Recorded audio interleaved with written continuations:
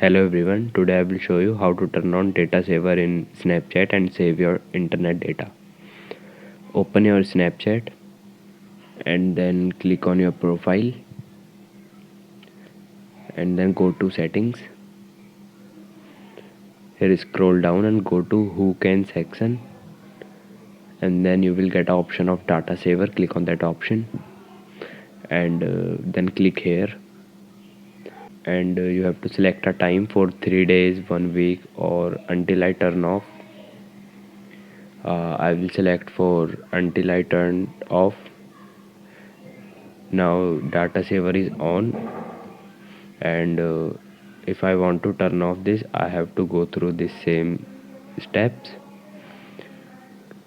Again click here to turn off data saver. This is how you can turn on or turn off data saver. Thank you everyone.